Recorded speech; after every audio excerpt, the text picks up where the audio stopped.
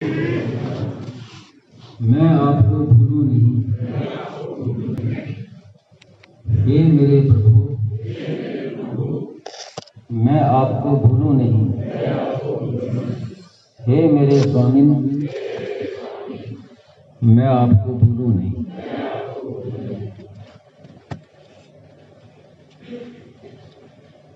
ईश्वर अंश जीव अविनाशी, चेतन अमल सहज सुख राशि। तो भगवान का अंश होने से जीव स्वतः अमल है, निर्दोष है, उसमें कोई दोष नहीं। इसी का विवेचन कल भी चला, आज भी चला। तो मूल में सर्वथा निर्दोष, और जितने दोष हैं ये है नहीं, ये आगंतुक है, दोष आए हैं। और वास्तव में विचार करें तो दोषों की सत्ता ही नहीं है, सत्ता केवल गुणों की है। गुणों की कमी को ही दोष कह देते हैं, और गुणों के आश्रित हैं। जितने दोष हैं गुणों पर टिके हुए हैं।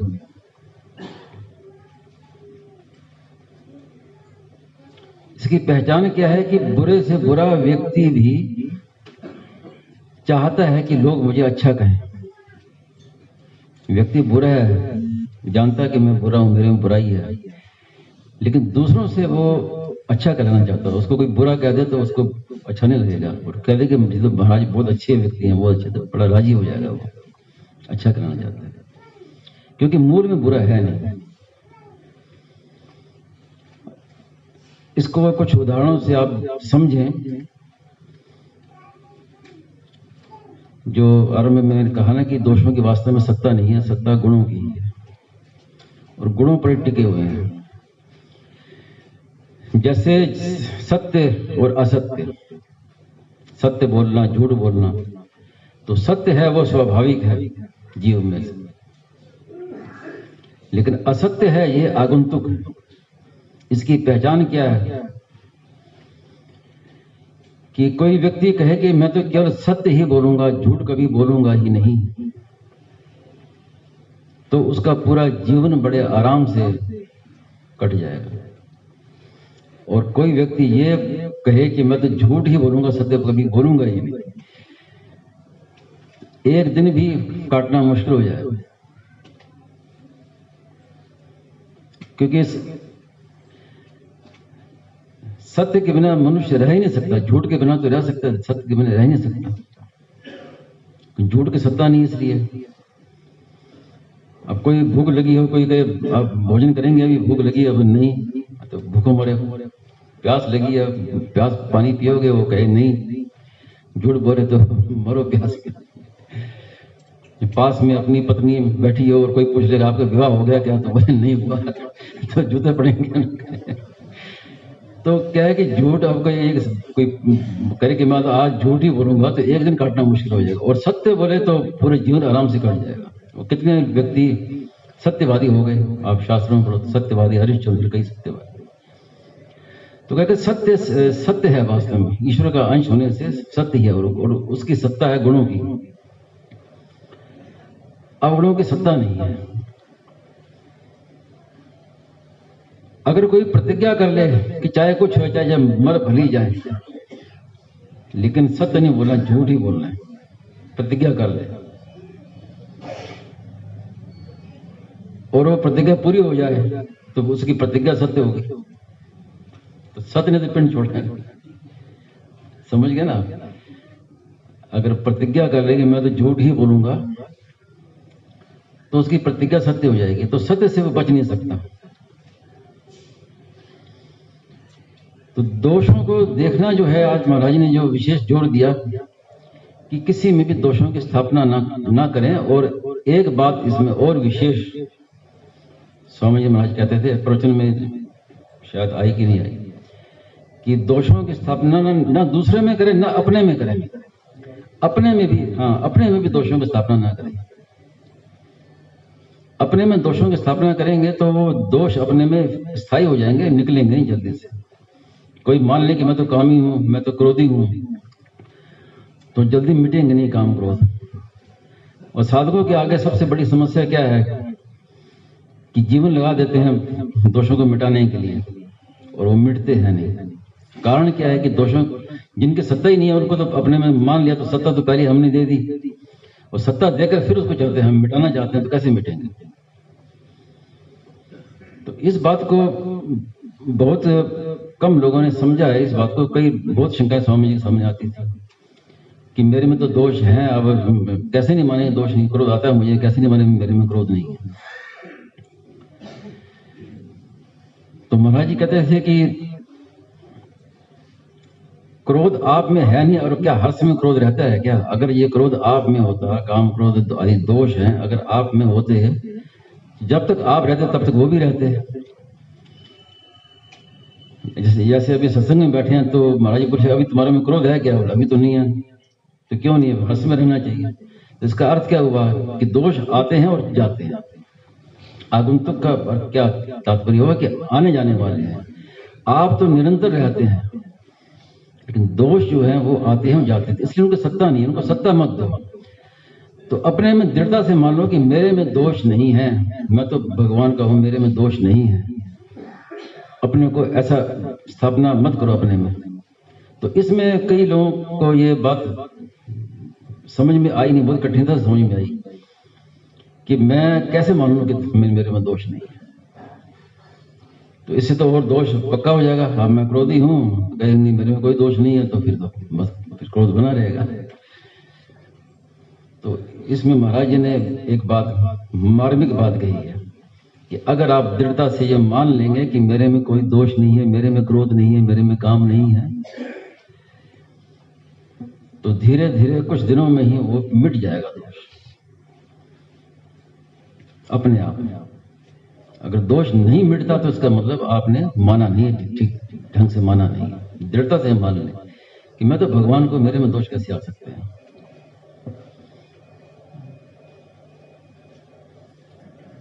जैसे अब घर में बैठे हैं, कुत्ता घर में आ जाए तो हम क्या करेंगे? घर छोड़ के बाहर निकल जाएंगे? कुत्ता को मालिक थोड़ी हो गया, तो उसको भगाना है, उसको लाठी मार के भगाएंगे। तो ऐसे दोष अपने में आते हैं, तो दोषों को दूर करना है, अपने को नहीं छोड़ना कि आप भाई मेरे में दोष आ गया, अब मैं कैसे भगवान का रहा है, अब मेरे में क्रोधी हो गया, काम हुई हो, तो अब अपने को हमने दोषी मान लिया। तो ये दोषों की स्थापना कर ली हमने, तो फिर कभी दोष मिटेंगे नहीं। तो ना अपने में दोष की स्थापना करनी है ना दूसरे में। जब दूसरे में दोष देखेंगे तो कर्म योग, ज्ञान योग, भक्ति योग, कोई योग सिद्ध नहीं होगा। ये सब योगों में आवश्यक है। दूसरे में दोष देखेंगे तो उसकी सेवा कैसे करेंगे? दूसरे में दोष देखेंगे तो उसको वासुदेव सर्वम कैसे होगा? निज प्रभु में देखें जगत के ही सन करे विरोध।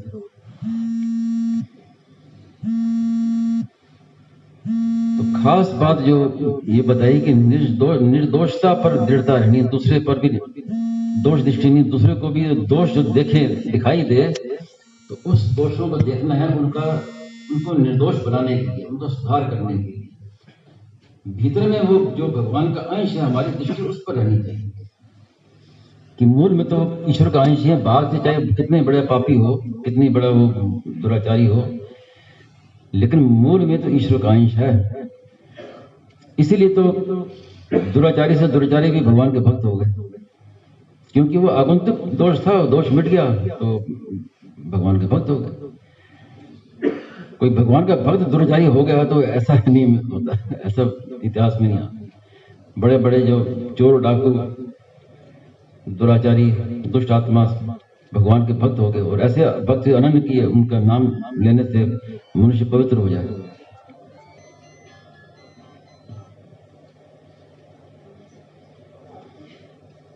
तो निज प्रभु में देखी जगत के ही सन करही विरोध।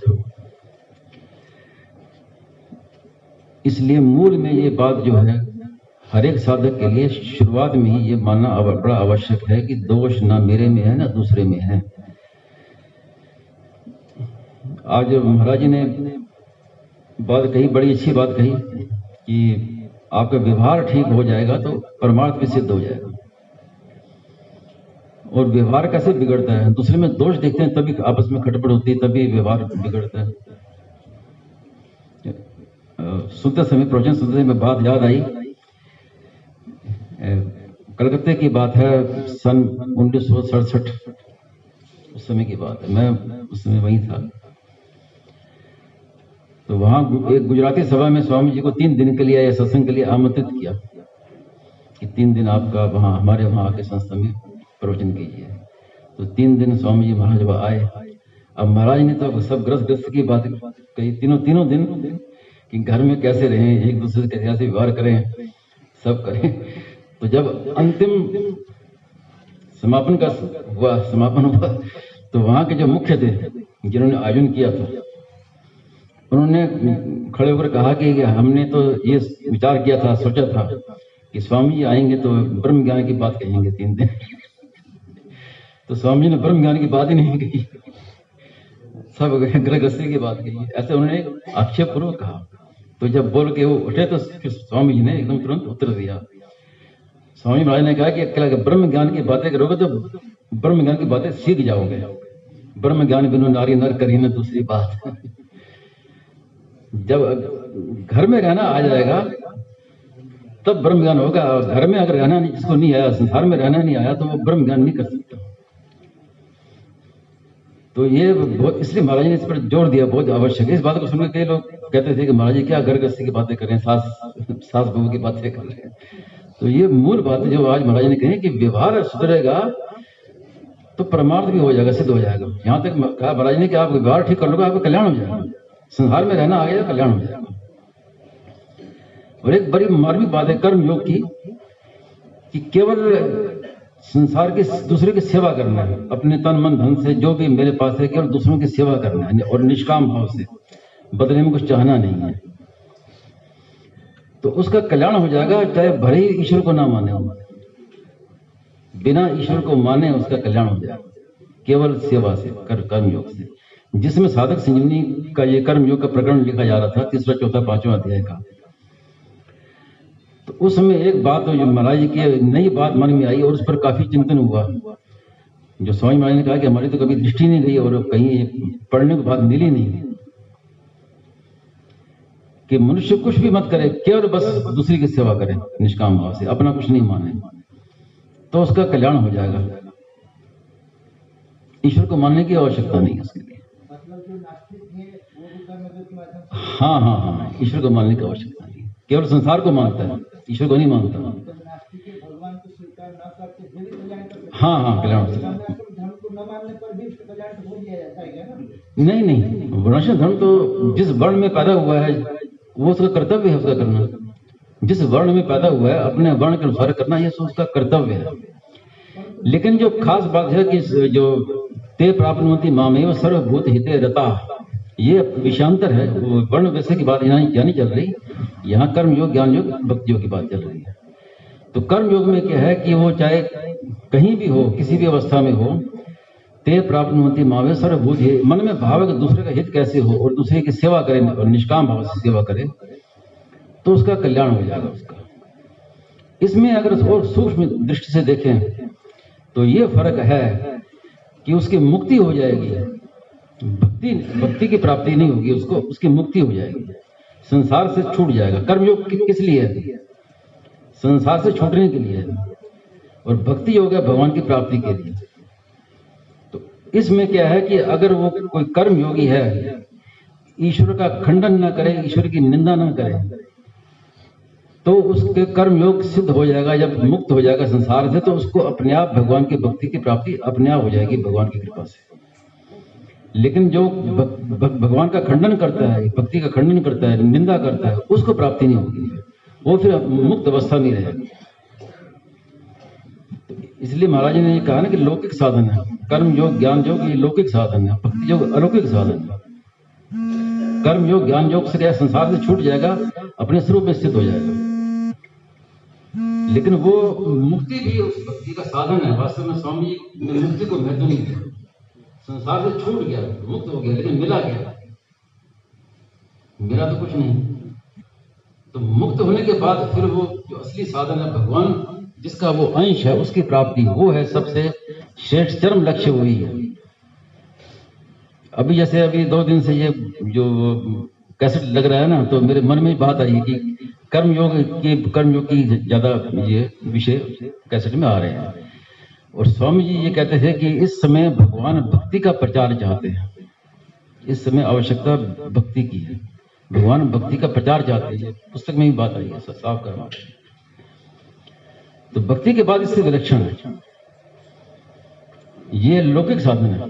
कर्म योग से, ज्ञान योग से हम अपनी मुक्ति हो जाएगी, संसार से मुक्त हो गए, बंधन से मुक्त हो गए, जन्म मरण से मुक्त हो गए, लेकिन प्राप्ति नहीं होगी। जिसके हम अंश हैं उसकी ओर आकर्षण होगा, प्रेम होगा, जो प्रतिक्षण वर्धमान प्रेम, वो हमारा चरम लक्ष्य है। उसके बिना पूर्णता नहीं मानते महाराज जी। मैंने तो शरणानंद जी का भी सुना है और स्वामी जी से सुना है कि मुक्ति को तो बिल्कुल वो समझते हैं कि मुक्त हो गया, क्या हुआ, फीका मांगते हैं। मैंने पूछा महाराज जी से कि महाराज कि आपकी मुक्त अवस्था का बोध कब हुआ आपको? तो महाराज जी ने कहा कि मुझे याद ही नहीं है। उस फीकी बात को कौन याद करे। और शरणानंद जी के मुख से सुनी मैंने बात, वट वृक्ष के नीचे ऋषिकेश में, कि मुक्त तो हम बहुत पहले हो गए थे। जैसे कि मामूली कहा है, मुक्त तो हम बहुत पहले हो गए थे, लेकिन मन में एक इच्छा थी कि भगवान का दीदार हो जाए। ऐसे दीदार शब्द कहा उन्होंने, कि मन में ये बात रही कि दीदार हो जाए। तो बोले कि भगवान आगे बंसी बजाते हुए और पूछा कि बोलो क्या चाहते हो, मेरा दर्शन चाहते हो कि प्रेम चाहते हो? अब शरणानंद जी तो बुद्धिमान थे, तो उन्होंने कहा कि नहीं, दर्शन नहीं चाहिए मुझे प्रेम चाहिए। वो दर्शन दिए नहीं थे, दर्शन हुए नहीं थे उस समय। ये पूछा भगवान ने कि क्या चाहते हो, दर्शन चाहते हो तो प्रेम चाहते हो? तो उन्होंने कहा कि दर्शन दोगे फिर चले जाओगे आप, प्रेम तो हर समय मेरे पास रहेगा और जब चाहूं तब बुला लूं आपको। तो उन्होंने कहा दर्शन नहीं चाहिए, प्रेम चाहिए। तो स्वामी जी महाराज ने इस विषय में कई बार कहा है, अपनी अभी पुस्तक में आप पढ़िए तो विस्तार से बात आई है कि दर्शन को महत्व नहीं दिया स्वामी जी ने। और शरण जी को सुना मैंने, भगवान के दर्शन को महत्व नहीं दिया, कि दर्शन की इच्छा नहीं की। सेठ जी ने दर्शन की इच्छा कहाँ की थी? भगवान अपनी ओर से आए, क्योंकि भगवान को कार्य करवाना था, इसलिए भगवान ने दर्शन दिया, उनकी इच्छा नहीं थी। तो दर्शन की अपेक्षा प्रेम को श्रेष्ठ माना है। और प्रेम में है कि आपकी प्रतिक्षण वर्धमान कर्म योग, ज्ञान योग से जो प्राप्ति होगी वो शांत आनंद, जो अखंड आनंद, वो अखंड है, उसकी प्राप्ति होगी। लेकिन प्रतिक्षण वर्धमान प्रेम की प्राप्ति वो होती है भक्ति से। और इस समय महाराज ने कहा कि भक्ति की, भगवान प्रचार चाहते हैं, भक्ति की विशेष बात है। अब भक्ति की बात तो प्रचलन में तो आज आ नहीं रही है, लेकिन मेरे जो संस्कार ज्यादा भक्ति की है, तो मैं ज्यादा वही बात अपनी ओर से कह देता हूँ, आपसे क्षमा चाहता हूँ। कामना के बिना कर्म योग का आरंभ नहीं हो सकता। कामना ममता का त्याग के बिना न कर्म योग हो सकता है, न ज्ञान योग हो सकता है। क्योंकि कर्म योग क्या है? निष्काम कर्म, निष्काम भाव से कर्म करना। जब कामना रहेगी तो कैसे करेगा? लेकिन भक्ति की ये विशेषता है कि कामना ममता के रहते हुए भी भक्ति योग आरंभ हो सकता है। ये विशेषता है भक्ति की। तभी भागवत में आया कि अकामा सर्व काम होगा, मोक्ष काम उदार थी। और भगवान ने गीता में भी कह दिया, आर्तो जिज्ञासु अर्थार्थी ज्ञानी च भक्त, चारों मेरे भक्त है। जो अर्थार्थी है वो भी मेरा भक्त है, ज्ञानी भी मेरा भक्त है। उसमें क्या है कि जो महाराज जी कई बार कहते थे शरणागति के विषय में, कि हम जैसे भी हैं भगवान के हैं। मैं भगवान का हूं, भगवान मेरे हैं। तो इसमें क्या खास बात कि मैं जैसा भी हूं भगवान का हूं, और भगवान जैसे भी हैं मेरे हैं। छोटा बालक होता ना भक्त, क्या भक्त बालक के समान है। अब छोटा बच्चा बाहर खेल कूद के आया है, कपड़े मैले हैं, कीचड़ लगा हुआ है, लेकिन वो जाके माँ की गोदी में जाके बैठ जाता है। ये नहीं सोचता कि पहले मैं स्नान कर लूं, कपड़े बदल लूं। उसको क्या परवाह है? उसको जाके माँ की गोदी बैठना है, भली माँ के कपड़े खराब कुछ। अब आगे काम माँ का है, माँ उसको नहलाए धुलाए, साफ कपड़े बनाए, वो काम माँ का। बच्चे को जाके सीधा गोद में जाके बैठ जाना है। ये तात्पर्य है कि हम जैसे भी हैं, हम तो भगवान के हैं। भगवान से संबंध मान लो अपना कि हम, मैं भगवान का हूं, भगवान मेरे हैं, तो सब अपने आप दूर हो जाएगा, सब काम भगवान करेंगे। ये विषय तो, और ये सुगमता है आजकल। ये और आजकल किसी को कहे कि तुम कामना छोड़ दो, ममता छोड़ दो, बड़ा कठिन पड़ेगा उसके लिए। और भक्ति बड़ी सुगम है जी।